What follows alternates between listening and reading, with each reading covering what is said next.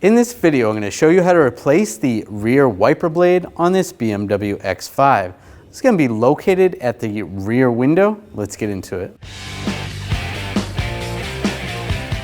Grab the rear wiper arm. I'm just going to pull it up. Then you want to grab the blade and you're just going to push the blade forward towards the vehicle. And it's going to pop out of the clip right there. Take the new wiper blade. If there's a little adapter, you might have to pop that off. And then line that up.